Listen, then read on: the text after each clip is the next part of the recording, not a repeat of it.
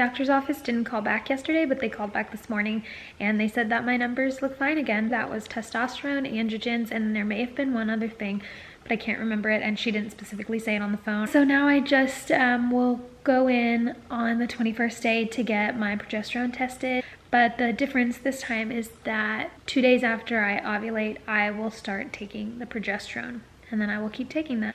So it's been several days and I have a few things to catch you guys up on. I had started taking the metformin and then I actually ovulated earlier than I normally do. I got a peak, and also on that same day I had this intense pressure. I had talked about it once before, but this was even more so than that. Like, it was almost painful. Like, just very, very uncomfortable, and like I couldn't really move without it being painful, and it lasted all day. The progesterone is making me a little dizzy at times, which is a side effect that's listed on the bottle. I will all of a sudden like kind of feel almost out of body, kind of dizzy. It's not like, oh my gosh, I'm gonna pass out or I'm gonna fall over, but it's almost like I feel like I'm not connected to my body, or like my movements feel like really slow and stuff. I don't know, kind of hard to explain.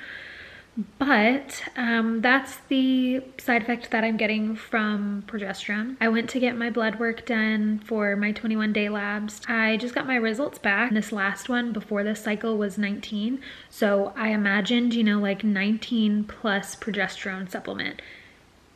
But my levels just came back and they are a 12. So I am really confused about that. My doctor just called me today and he said that since I ovulated on day 14 this time instead of 16, that could have made the difference in the lab numbers. He said that he really still thinks that I ovulated because my number is still above what it needs to be, especially since I felt it that day and got a test that day. I'm just kind of feeling like getting pregnant wasn't the problem, and I was getting put on this to speed up the process. And now the process has not been sped up, because now I'm looking at the same amount of time in between my first and second miscarriage.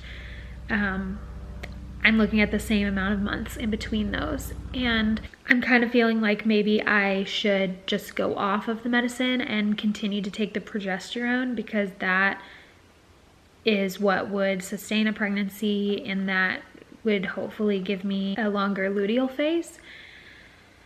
I don't know. I just have a lot of thoughts right now. I was feeling really good about it, you know, when I had after I had seen the doctor the first time, and then also like after I had that day where I was like, this is for sure ovulation. I was like, yeah, like I'm feeling really good about this because this was really strong. But then when I got those levels back, it was just kind of like a drop off of a cliff. Like, wait, what? I'm kind of feeling like maybe I'm getting to the end of where I am wanting to take the medicine. We'll just see how the rest of this cycle plays out. If the progesterone does extend my luteal phase, we'll kind of see how it goes, but I don't know. That's just where I'm at.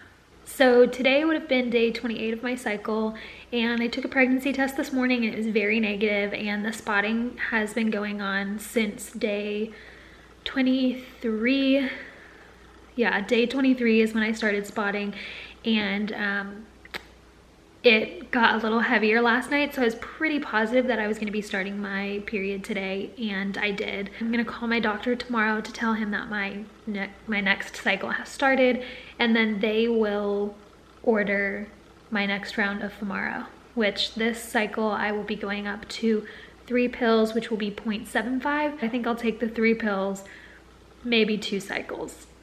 And then I think after that, I think I want to give my body a break, because I feel like if I haven't conceived after 2 cycles with the 3 pills, and also the metformin and the aspirin and, you know, all of the other things that are going along with it, that I think it will be time, mentally and physically for me. I think my body will need a break. I am a little concerned about taking 3 pills of Femara. And I don't think I would have been if I didn't already have the cyst, but you know, one of the complications of Femara is that there's the potential that you will grow cysts. And I don't need help with that because I already grew one that was really large. I had the 6 centimeter one, and then when I went back to the doctor and asked to see my pictures, I also had a 4 centimeter one on that same ovary. So I'm a little concerned, you know, about taking more of it, which could potentially cause it to trigger the cysts to grow. So last night was my first night of taking the next round of Femara. I feel like I always start out my cycle really strong, feeling really positive, and then like as it goes along, I kind of like start to fall off. But I'm feeling pretty good about it right now. I didn't experience any side effects today. I just kind of think that telling myself that I needed to stop taking all the pills soon was kind of like a relief for me, and kind of setting an end date, being like, you know what, I'm gonna do this next round, but if something weird happens or if mentally like I just can't keep going, then that's okay.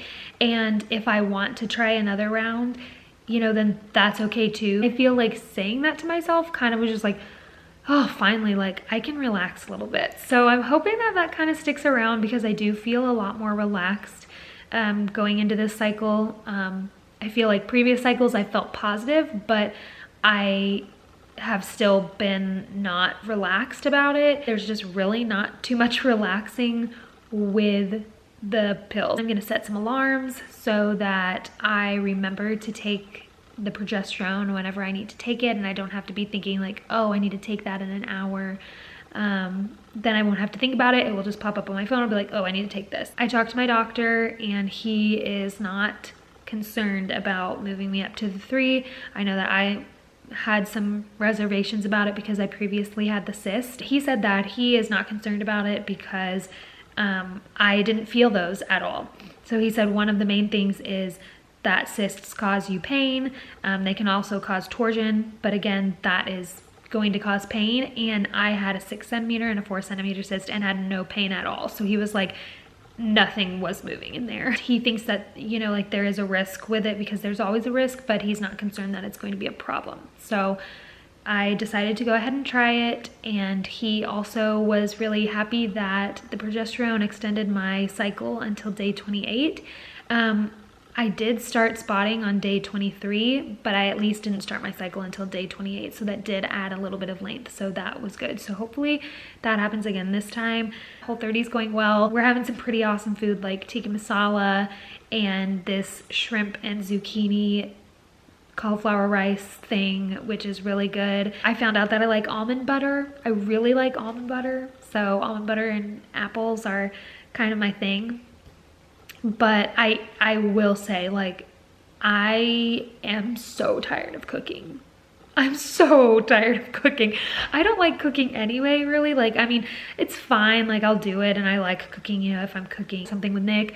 But for the most part, like, I don't like cooking, and I don't like cleaning up all the dishes and all that kind of stuff. And I enjoy the experience of going out to eat. Like, I love going to Mexican and Indian and Chinese and, you know, grabbing ice cream, and those things just aren't allowed.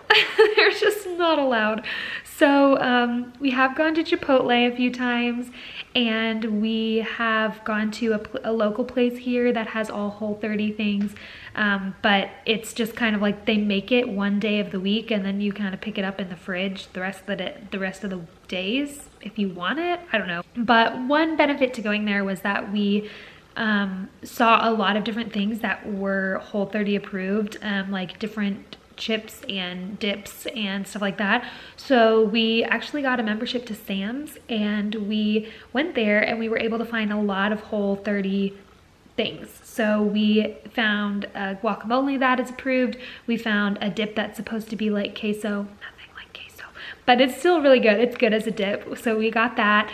And we found the chips and stuff like that. And since we're not doing the WHOLE30 plan to like fix the way we eat. Like we're not doing it to like help us with snacking or, you know, that kind of thing. We are fully doing this to just see if it helps with fertility and to see if there are things that cause inflammation in our body. So we are eating like someone who would eat Whole30 all the time, not necessarily someone who is doing this for just this certain period of time. So we're not necessarily like following the book about like try to limit your fruits or, you know, that kind of situation, because it's replacing your dessert or replacing the sweet that you want or something like that. Because like I said, that's not what this is. So we have a friend that her daughter is Whole30 all the time. So we are just eating like she eats.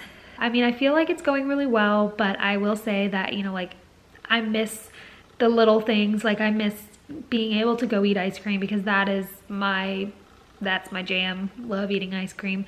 And I just miss, you know, the experience of going out to eat, and I don't have to cook at home. I can't necessarily say that I feel different. I will say that I do feel like my scalp has been a little bit better, but who even knows if that's just the weather changing or it's because of this. So we'll have to wait to see when we reintroduce everything, if all of a sudden I like break out everywhere or I, you know, have an itchy scalp or, you know, whatever, or if I feel really, really tired.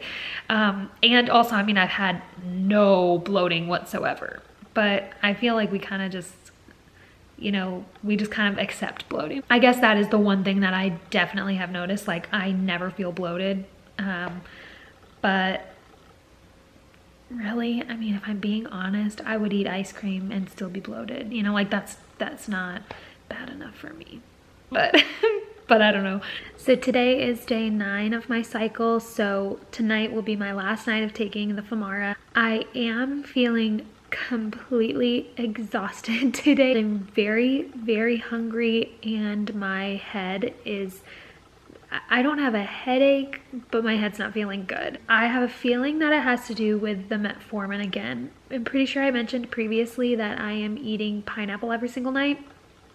And I'm still doing that, except sometimes I will have a smoothie instead because I put pineapple and other fruit in there. Every single time that I've had the smoothie, that's been totally fine.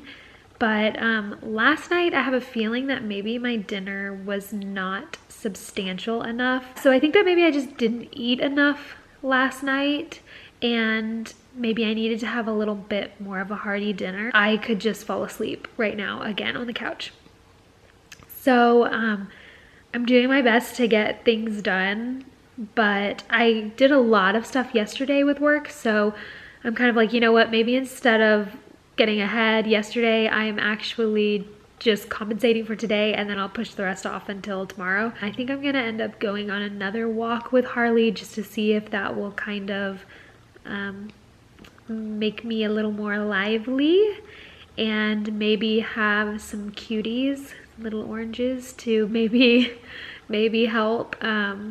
But yeah, I'm just very, very, very tired today. The last time I updated you was day 9, I think, and it is now day 19 of my cycle. So I had last told you that I thought the metformin was messing with me again because my dinner wasn't that big the night before. And I really did think that. And then for the next 5 days, I felt that same way. So I had eaten the pineapple the next night. So after I talked to you guys, I ate pineapple, did the normal thing, expected everything to be fine. And then the next day I woke up still totally exhausted and so hungry. So then that day I was like, okay, well, the half a can of pineapple didn't work. I'm gonna eat this whole can, which is fine with me because I love pineapple. It's my favorite fruit, so it's not a big deal. But I was like, I'm gonna eat this whole can of pineapple and then it will be better. I don't know why I just like think that this pineapple is solving my problems, but that night I didn't sleep again. The next day I woke up still really tired, still really hungry. And then it happened one more day. Day 9 and day 10, I was just tired and hungry. Day 11, my body started to hurt. like my whole body felt so sore, and I still was just kind of having a little bit of a headache. And day 12 was the same. My body hurt so bad and my chest started to hurt really bad. And I think it was the chest hurting that all of a sudden I was like, this is not the metformin. This has nothing to do with me eating pineapple every night. This is the Femara. I literally sat there and was like, yeah, I'm not experiencing any symptoms from the extra pill of Femara, like everything's fine. But the thing was, when I was taking the Femara, I didn't have any extra side effects. On the days that I took the pills, I had no side effects. The last day of the pill of Femara and the next 4 days, that was all the Femara. Sorry, my battery died. Okay, so the Femara made me not be able to sleep at night, really exhausted the next day, ravenous, having headaches on and off, and also it gave me digestive issues. Your body may react that way to the medicine if you ever have to take it, but that didn't happen to me until the 3rd pill was added. Last cycle, I'm pretty sure at least that I updated you guys on how uncomfortable it was, and I was like, this has to be ovulation because it was just really uncomfortable.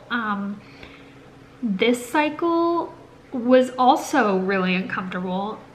Everything just feels like so swollen inside.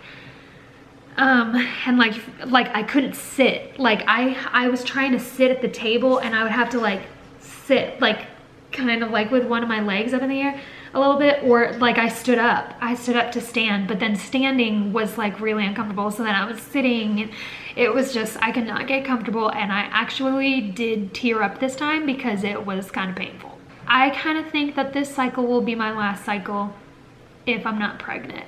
I think I will just stop after this, not necessarily because it was too painful to keep going. Honestly, I have had a great